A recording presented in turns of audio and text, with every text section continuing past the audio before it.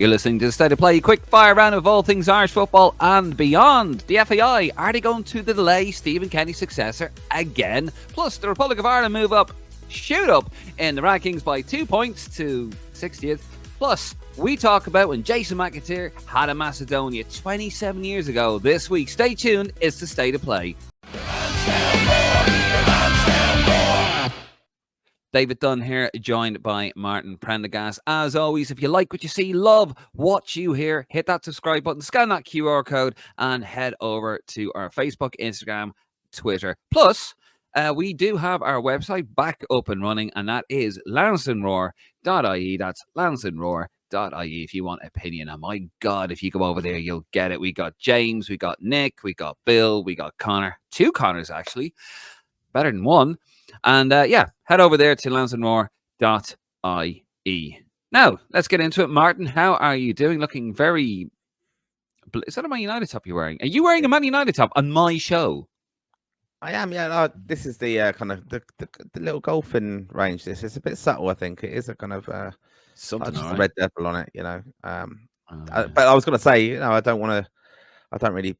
I wouldn't go full kit wanker and buy a shirt anymore, a Man United shirt certainly. So, although I still buy the Island one, of course, we're resplendent in advertising Sky now, of course, and yeah, it's a bit bazoony bluish as well, and I do like that kind of Dave, as you know. I brought that into the Irish thing, but it's a bit more subtle to go, but a bit older now and a bit of an older gentleman, Dave. So that's when I kind of wear that kind of stuff, and I do feel very old, as we're going to talk about now. 27 years ago. 27 years ago, coming up later on the program, when McAteer was Kung Fu Fight. Now, I better not sing that because I'll probably get like an email from YouTube saying you can't monetize this because you sang like 2 bits of a chorus. Still not happy over that. You know, I get pinged by YouTube. They're like, you can't hear me. This goes against our... Oh, leave off, will you? Stand up for the little leave guy. It ill. Huh? Do you think like a Dublin accent? Like, you know, do you go leave it ill? Leave it ill. Wow. No, you know, you hear that. You never heard yes, I know, Martin. Don't pretend. The women on the market streets and stuff, isn't it? 2 for €1. That's it. Yeah. Yeah. Have them? Do you have them now? Do we have them at Lansdowne Road now, leaving the stadium? Yeah, we have. Oh, we do. We do. Oh yeah. Yeah, of course we do.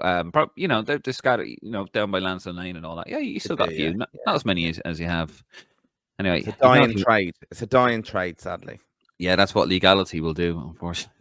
I'm sure they have a license. I mean, they're in front of the guards, so I'd imagine they have a license anyway.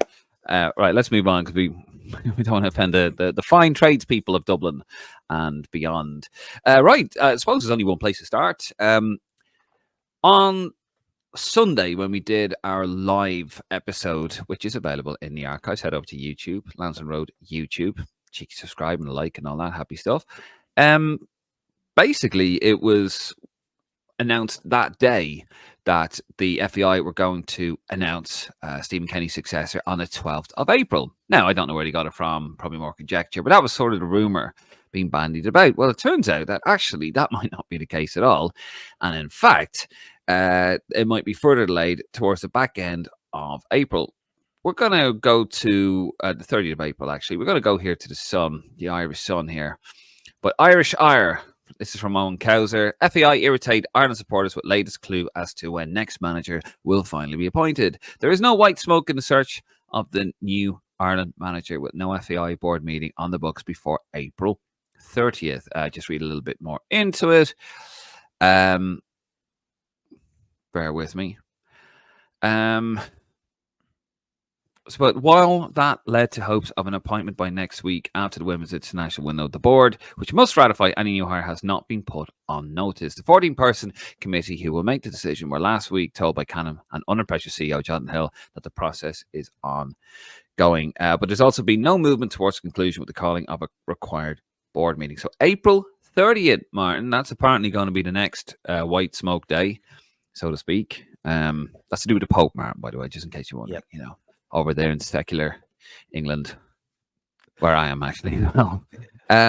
Yeah, so what do you make of that? So apparently not going to be the 12th, the 30th, if you are to believe that. Or maybe they could just call an emergency board meeting. I think that's what they will do eventually. They'll call an emergency board meeting. I wouldn't read too much into it, to be honest. I think I don't know why they keep putting dates on it. We don't need to. They're putting themselves under pressure by putting the dates there. It's just it's just keeping all the kind of gossip and speculation going. And even with Gus Poyet, is he now available? Does he want the job? Is he flirting with us because he wants an improved job with Greece? I think that's the case, to be honest. I don't think he's genuinely a candidate at all. I think it happened if Ireland really wanted him now.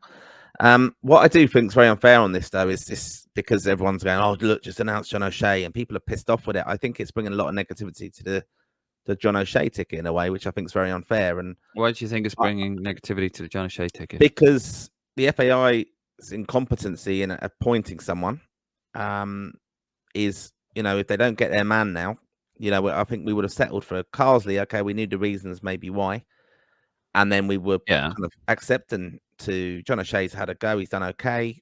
The players are all positively receiving his kind of way of doing things. I thought he come across very well. Of course, we've spoken about that previously.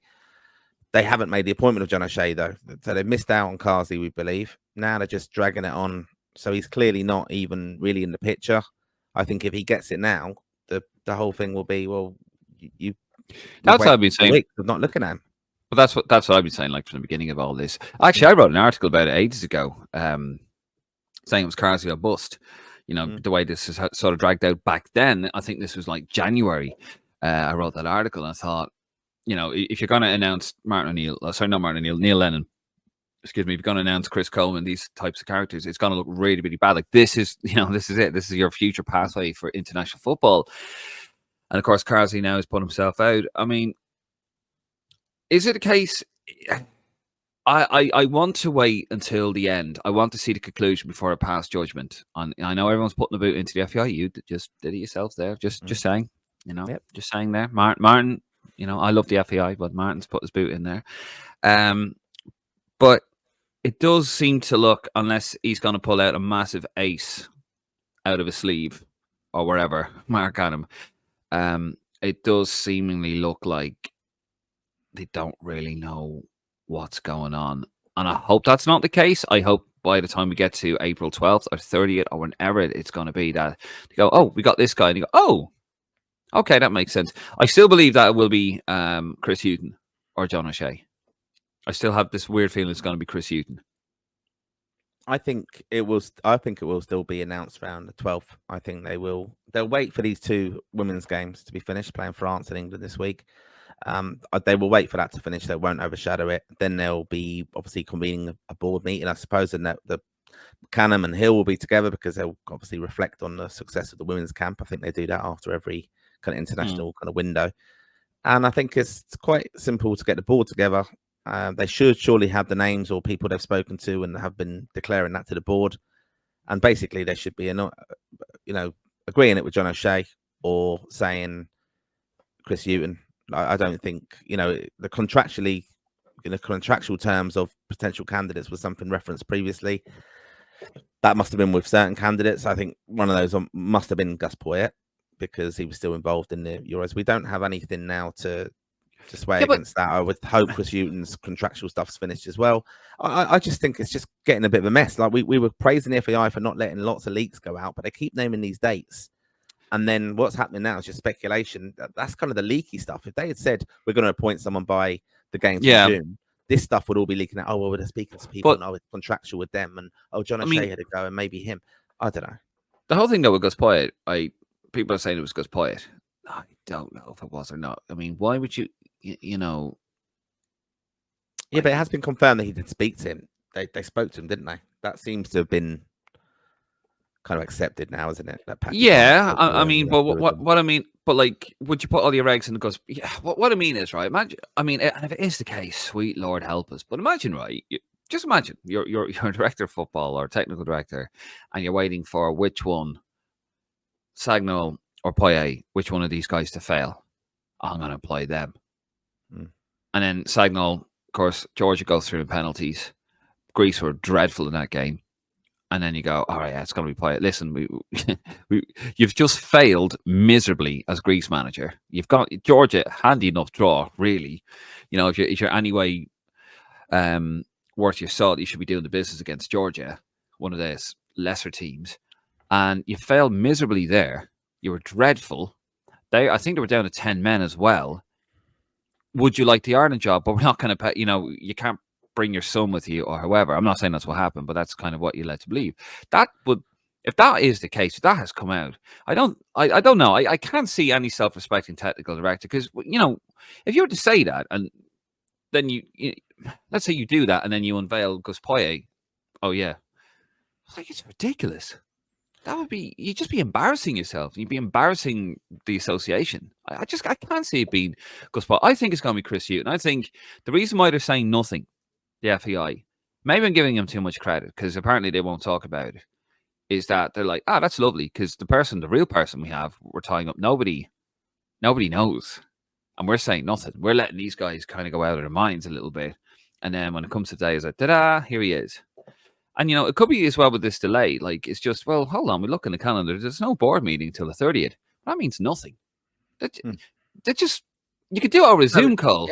Yeah, but that's guesswork of journalists, isn't it? Desperate to kind of find answers. Yeah, and you're looking into that. I mean, I think, again, the deadlines and what has been, I suppose you have to kind of base it on what the FAI have actually revealed, and they're the ones who've said, "Oh, look, it's a contractual thing." It's when Mark Canham and Jonathan Hill have kind of issued a soundbite basically to press, and we're thinking of this as a board meeting. Then even the guys, Paul Cook, leaving the last board meeting saying, we've had positive talks, and we're going to get the right person and things like that. They're going to get criticism, whatever happens now. Just no. Delays. I mean, like, if it is Chris Hughton, right? Listen, we'll get behind him. Of course, we'll get behind him, and we hope for the best. It'd be stupid not to. But I'd go, not really for me. But okay, he's a manager. Fair enough. That's who you're going with, and fair play to you guys because you know what, you kept that one quiet. You really did keep that one quiet. I go, right, fair enough. Wow. Forget what I was going to say there. I would think though it's you and I think they had you and Carsley, O'Shea probably as a backup. I think the first round of interviews where they spoke to Steve Bruce and Lennon and Coleman, even that was all being drip fed through. So they must have had a first round of interviews or chat. Well, you've got to have your backups through. Yeah, that's all come through and been revealed. We had the speculation about Roy Keane perhaps getting an interim thing. That would have put bums on seats, but I can understand that's not a problem. I don't think Roy Keane would have wanted it as an interim, whereas John O'Shea saw it as an opportunity. But I think, we've got the Euros coming up. We've got the end of the domestic season. We're not going to get in trouble on that word, are we? But, it's the English domestic season finishing. You're going to have managers now moving. You're going to have international managers. Gus Poyet's been quite clever, not tying himself into a job when another, maybe more high-profile job could be available to him. I really think in June. Great. I don't want Gus Poyet at all. I mean, the way he went on, like he's a Poyet degree. He's out of contract now, and I know the Greek FA board is split. But I think the way he conducted himself when he was doing the Carlsberg 0-0. Oh yeah, I'd love to manage Ireland. Hold on a second, you're the manager of Greece. That should be a major red flag for any employer or future employer of that guy. I wouldn't. No, I wouldn't read too much. No, come on, you don't do that. No, but that's a paid gig, isn't it? That's like saying to. But Mourinho, you don't turn around and say no. I don't. No, not a gig. I'm not about him advertising Carl. But what I mean, coming out and saying, "Oh yeah, I'd love to manage Ireland." Oh yeah, they're great. But you don't do that. You don't do that. Come on. You can do that. Of course you can. International football, you can. You can turn around and say, "Oh, the job's available and stuff," but he can say, "I'm not interested." But I'd have no problem managing Ireland. I think that's been taken out. No, like if you could ask Jose Mourinho at a Q&A thing, would you like to manage Portugal? Portugal one day, he'll go, "Oh yeah, I'd love to." Yeah, but that's different. Thing. But that's different. Like they didn't ask him if he wanted to manage Uruguay. They asked him, "Would you be interested in the Ireland job?" He should have said, "Listen." Yeah, but he was an Irish gig, wasn't he? Like, no, I don't have it doesn't matter. No, I do have a problem with it because he should have just turned around and said, "Listen, guys, the Irish team's a wonderful team. Great history, blah blah blah blah blah." Even if it doesn't mean it, say, but I am right now an employee of the Greek FA, and I don't want to be disrespectful to those guys. I'm sure you understand. Just I don't want to talk about that. And I would have thought, there's a guy now with real sort of what's the word? Moral Valor. Upstanding fiber. Yeah, but he's not like that. He falls out with every job he's been in. He's always kind of leaves abruptly. Like he kind of comes in, smashes the place, makes an impact, and off he goes. And he does get some decent results. Sorry, the thing I was going to say about the Chris Hughton thing, you could sell the Chris Hughton thing because the way you said, well, Poyet failed at Greece, and Signal, fair play to Signal, he's done a very good job with Georgia. You could turn around and say, at least with Chris Hughton, you go, he's Irish legend. A lot of people want him. There are people out there want, same people like yourself, want Roy Keane as manager. But you could also then turn around where some people say, yeah, but he failed at Ghana. But then you could preface that and go, well, actually, no, to be fair now, Ghana was a bit of a basket case.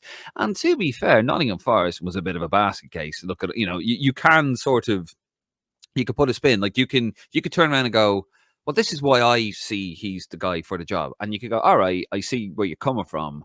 I don't agree with you, but I see where you're coming from. But as I said with Poyet, I don't see where you're coming from at all. He fits nothing that you're talking about.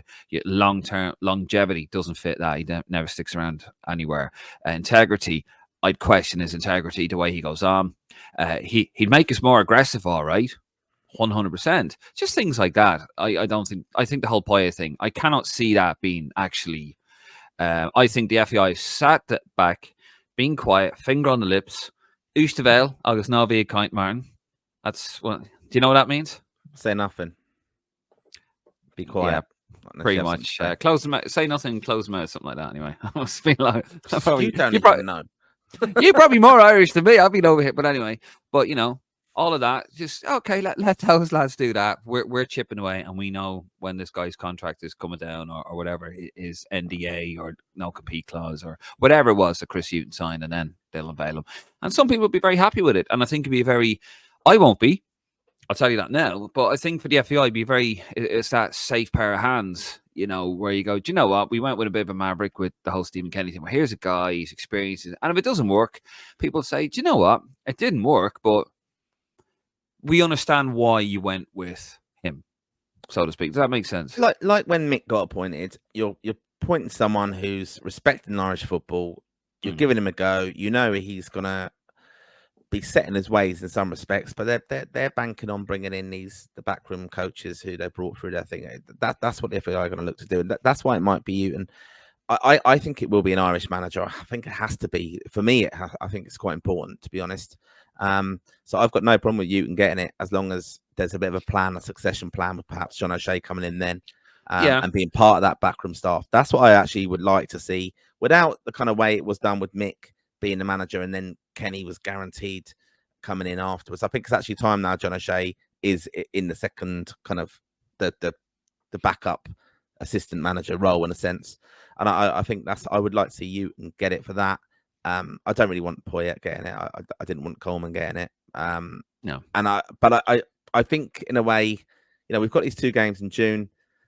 Again, there's no real rush. Like, why don't, if they're not set on the right person, if it's not going to be Hughton now, there is a bit of rush now. Rip up the script, or whatever their plan is, because there seems to be no plan. If it's not going to be Hughton, either just give it to John O'Shea, or then be very patient and say, we'll give John O'Shea the games in June, because the first competitive game, September, let's just crack on and wait and see who else becomes available at the end of the Championship Premier League season.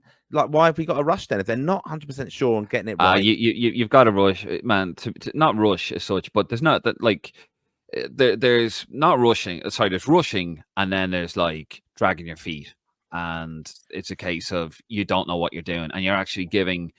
Now, if they appoint a manager in April, I go, fair enough. The whole March thing wasn't a big deal. It was a friendly. Yeah. John O'Shea's done. Look, John O'Shea, for what it was, did an okay job. I think this call, he has to get it now. If there's no one else, yeah, fair enough, out of desperation, but he has to get it now over the 2 games. No, that's nonsense.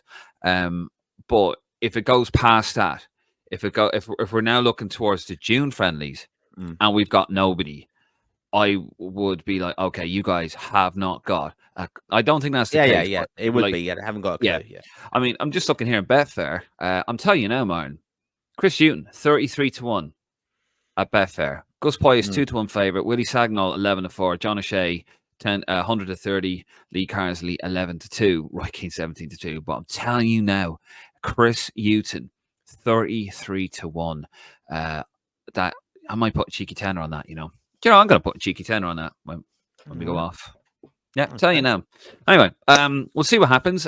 If, by the way, if he is announced on the 12th, which was rumored, we'll probably have a live episode actually to get your reaction.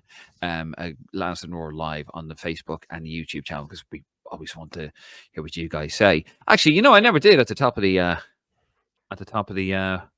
podcast, Martin. I did not advertise our wonderful email address, which is pod@lansdowneroar.ie. That's pod@lansdowneroar.ie. If you want to contact us, say hello. If you want to tell us a story, tell us a joke, tell us how much you love us, it's pod@lansdowneroar.ie if you want to write into the program. Okay, let's move it on to the next topic. Well, actually, we're kind of still sticking with the boys in green here, really. The rankings. So the boys in green, the rankings released the other day. And yes, we have shot up the rankings 2 places. That's the John O'Shea effect, Martin, isn't it? That is the real John O'Shea effect. He's shot us up the rankings 2 places from 62nd to 60th. Here we go. We have, at least we're above Finland, who are in the Nations League. They're in 61st. They dropped down. We bumped them out of 60th. Out you go. South Africa is above us. Iraq is above us. I didn't think they were still playing, considering the absolute carnage of what's going on over there. They've had a civil war, they've had an invasion, they've had all sorts of things going on over there, but they're still higher than us in the rankings. And Slovenia have dropped down 2 places to 57th position. That is pretty depressing, Martin, isn't it? The Republic of Ireland, 60th place. Now, I do reckon that if any manager comes in, and it's kind of a shame we didn't have 2 easy friendlies, basically we'd shoot up those rankings. But with the Nations League coming up, with England, with Greece, which I presume will still have Poyet in charge, and Finland, who are no bad shakes either, I can't see us getting into the top 50. No, I mean, the Hungary game obviously would be important. And the rankings are important. Obviously, Portugal, yeah. Portugal as well would be, preparing for a Euro, aren't they, at that stage? So, it depends how those teams kind of take it. And I think, we might get a bit of a bounce factor if we deal with a manager. And we've had a good camp and kind of things like that. We might get some results there, which might help. But yeah, look, I'm just, we were falling, weren't we? And now we're going the right way, Dave. Let's be positive. I'm Mr. Positive. We got a 2 places. We're going the right way. There you go. Here's a rank. Don't even have a fucking country, but yeah, they're ahead of us in the rankings. Yeah, it's positive. It's all great. They didn't even have a football league. I mean, I'm not being funny, but they had the whole thing, obviously, when Saddam got toppled like 20 years ago, and 21 years ago, whatever it was, and then, of course, the Americans pulled out. Then he had ISIS going in there, destroying the place. I don't know what it's like over there. I'm trying not to watch the news anymore. I'm like, it's just... I mean, fair play to them, by the way. Nothing against Iraq, but it's just... I think it's fair to say that... Yeah, and it's not just happened yesterday, but I think it's fair to say that our international football has been run into the ground in Ireland. The senior team, it's absolutely dreadful at the moment. I know, like, there was 2 friendlies, obviously, Switzerland and Belgium, that we just had in March, and they were, I think it was this kind of whole mentality that might be a little bit of a spillover from the Stephen Kenny era, because he probably thought by the time those friendlies came about that we'd be in a much better place than we were, because obviously they're some of them, I'd imagine they're booked well in advance. He thought, by the time we get there, like we'll have qualified for the Euros, we've done this and everything's fine, Whereas when you're in a bit of a low standing, you sort of get the smaller teams, give them a hide and build confidence. Those international friendlies, they're not. You'd be surprised actually, because it's a little network of UEFA. Some of them can be last minute. Yeah. And they're working out their travel arrangements. I think Belgium, for example, they probably took us they got the invite from Wembley first, I'd imagine, and then went, and who else can we go to? We're probably like that kind of view from some of these nations that, Ireland have got a date, we'll maybe be available to play them as well, second fiddle.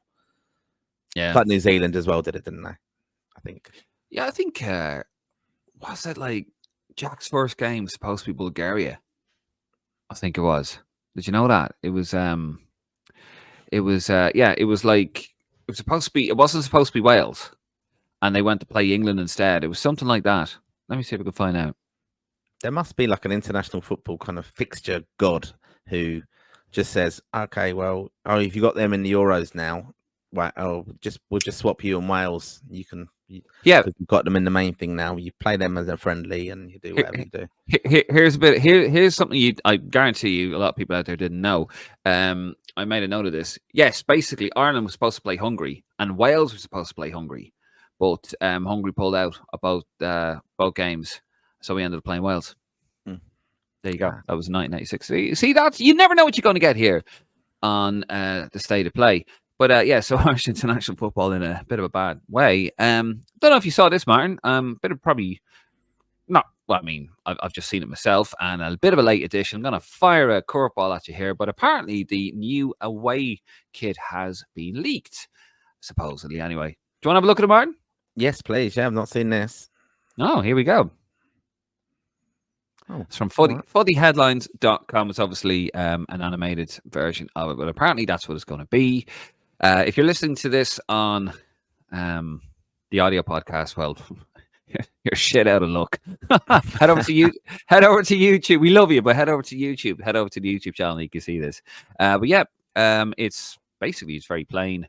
It's got a bit of the vibes of the away 2002 World Cup one, you know, the kind of the bit underneath the arms, and the bit under the arms, you know, they're kind of that kind of different color.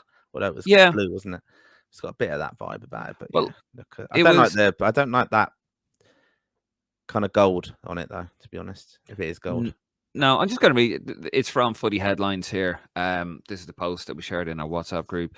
Ireland's new 2024 away shirt made by Castori was leaked by Colours of Football. It will be worn in a 26 World Cup qualifiers.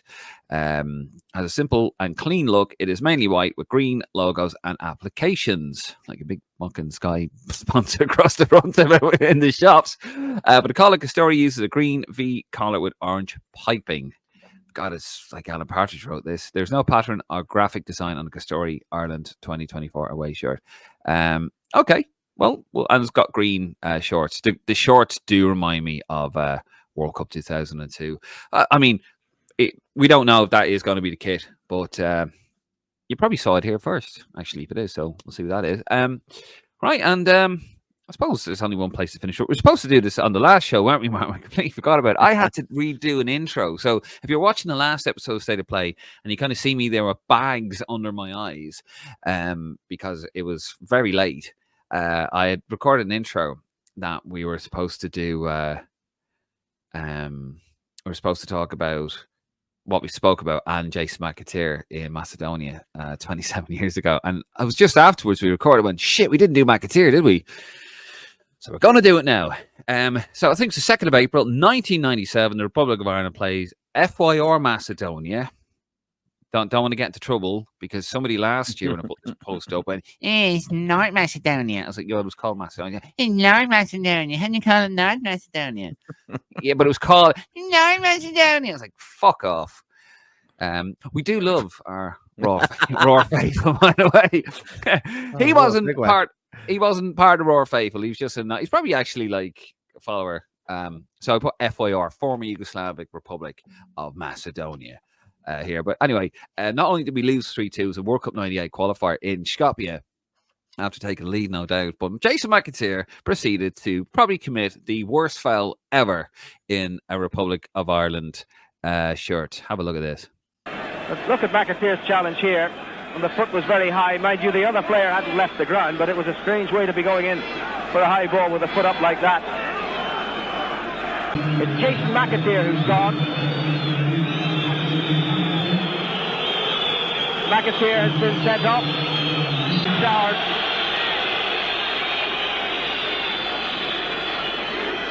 Mitko Stoikovski wanted to celebrate the greatest day in his footballing life and ends up being sent off. I mean, that is... I remember watching that in the company of my grandfather. I think I was watching upstairs. I can't remember. I was banned multiple times from watching any sort of football downstairs with the granddad because I used to make too much noise. Quite excitable. And I remember just like it was a dreadful game, and watching that, going, wow, something else, wasn't it? Oh, it's unbelievable. Like, Jesus, ridiculous, wasn't it? I mean, look, loved the shirt. It probably, I know, all right, the result made the shirt iconic, but also that moment has to be honest, because it's been replayed so much. And yeah, I mean, the leg at that angle, I mean, Jesus, it is outrageous, isn't it? And like, I know he's not left the ground, so it's not helped visually on that. And I know that George Hamilton kind of says that in the commentary, but you know, he's the angle of the foot is like, he nearly took his head off. I mean, what I would say is that I mean he does. Oh, I'll just have a quick look at it here again. Let's look at McAteer's challenge here, and the foot was very high. Mind you, the other player hadn't left the. He's not really. That foot does not have to come out at that angle. The lead foot, it didn't. Yeah, I mean, yeah, no. Sorry, like it was. He could have killed the guy. I'm not gonna. Yeah. He could have killed, like, genuine. He could have killed the guy. Like, it was it was. I remember just being shocked when I saw it. Went, and then you know when you don't see it for a number of years, because I didn't see it for years and years and years because we had no internet really at the time, and you know I sourced these videos out from different sources, which I'm not going to divulge. You know, I was asked that question. It's like, where'd you get it from? I'm not telling you. Sorry, it's a magical Lansing Road. Some are easily available, obviously, but others you have to really dig for. But anyway, that's all I'll say about that. But you know, when you look back and go, I need to see that again. Was it as bad as I thought it was? And when I saw it for the first time in years, like a few years ago, I was like, wow. But I remember Al McLaughlin got the first goal, didn't he? And then David Kelly, I think, got a consolation. We were 3-1 down, 2 penalties. Terry Phelan, wasn't it? He punched the ball away. And then, that was a disastrous 1990 World Cup 98 campaign. But anyway, we're going to leave it there anyway. Thank you very much, Martin, for coming on here. And thank you very much for watching out there. This is the State of Play. We are very quick fire and roundy uppy. We're not going to be around this Sunday, I don't believe, Martin, are we? No, we're not. No, we are going to try and get you a live episode during the week. It might be a bit later, but do stay tuned to the L socials on Lansing Roar and Lansing Road, the Facebook and the Twitter. We'll keep you updated. Real life getting in the way, folks. I do apologise. But it's... Why aren't you on this Sunday? I'm going to Old Trafford. You're going to Old Trafford? To give a nice traditional...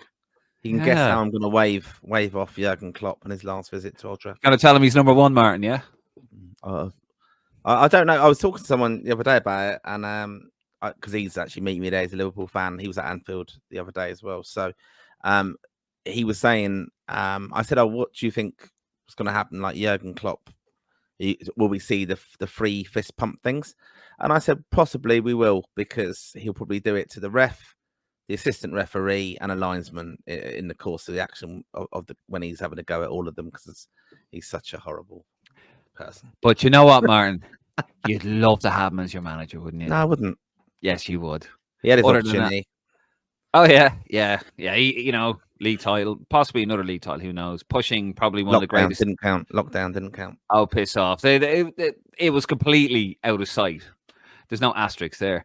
My prediction is I'm a bit nervous, but if we do beat United, I think we'll win the league. But the only thing is, United have absolutely nothing to play for. That was shown the other day. They're still a complete mess of a club, and I don't think the manager's going to be around. And no. But they could stop or put a massive dent in Liverpool's title hopes. There, Liverpool just have to be perfect now and win every game, or try not to drop points every game now, because City are up for it, Arsenal up for it, and if they do manage to do United at Old Trafford, I think they'll win the league. But I don't know. I don't know. Look at the FA Cup game. Liverpool should have been out of sight in that. But anyway, we shall see. But anyway, we will be back next week at some point. We're going to have more state of plays. And look, if something does happen, if there's any more breaking news, we'll always bring it to you here on Lansdowne Roar. So do stay tuned. Anyway, I'm David Dunn. He is Martin Prendergast. This is the state of play. We're out of here. Good night. God bless. And come on, you boys in green.